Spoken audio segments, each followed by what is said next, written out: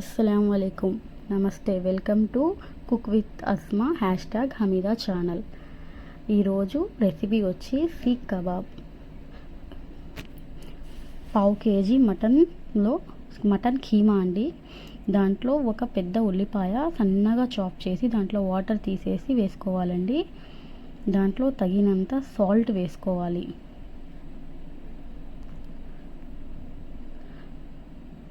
పసుపు ఒక half tea spoon పసుపు,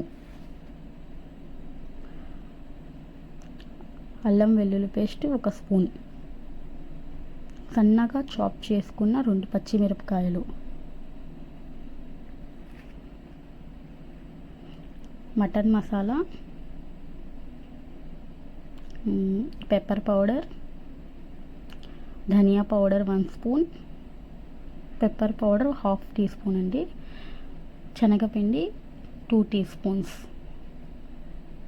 కారం 1 టీ స్పూన్, సన్నగా చాప్ చేసుకున్న కొత్తిమీర,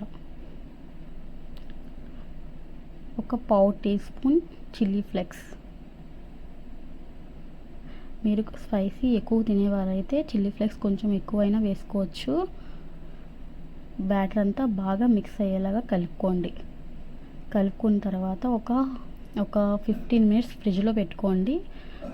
బాగుంటుంది, సెట్ అయిపోయిద్ది. కొంచెం బ్యాటర్ గట్టిగా అయ్యిద్ది.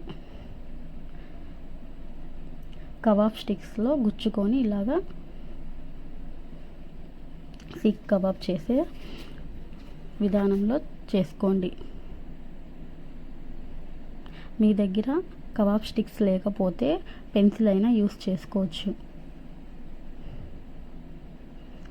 ఈ విధంగా చూపించిన విధంలో అన్ని స్టిక్స్ అన్నీ ఇలా చేసుకోవాలండి. మెల్లిగా ప్రెస్ చేసుకుంటూ చేసుకోండి, ఇప్పుడు విరగకుండా వస్తాయి. అన్ని సీక్ కబాబ్స్ అన్నీ అయితే చేసేసామండి. ఇప్పుడు పొయ్యి వెలిగించి ఇలా డైరెక్ట్గా కొంచెం ఫ్యూ మినిట్స్ కలర్ చేంజ్ అయ్యేలాగా ఇలా డైరెక్ట్గా కాల్చాలండి. అప్పుడు లోపల వరకు కుక్ అయ్యిద్ది. ఇంకా ఆయిల్లో వేసి తిప్పేటప్పుడు ఎరగకుండా ఉంటాయండి.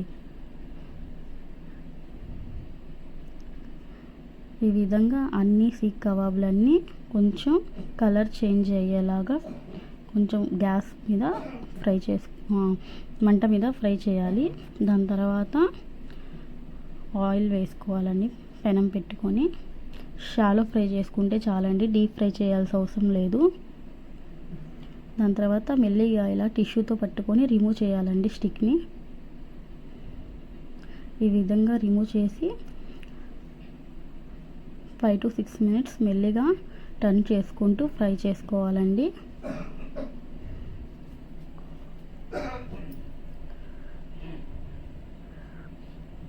మెల్లిగా టర్న్ చేసుకోవాలండి, ఇరగకుండా.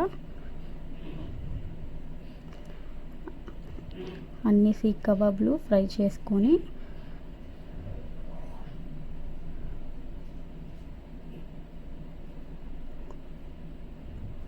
సీక్ కబాబ్స్ అన్నీ ఫ్రై అయిపోయాయండి మావి. అన్ని టిష్యూలో తీసేసాము. ఇప్పుడు ఒకటి తుంచి చూపిస్తున్నాము. లోపల వరకు బాగా కుక్ అయ్యిందండి. టేస్ట్ కూడా చాలా బాగా వచ్చింది. Please support cook with Asma channel. Subscribe.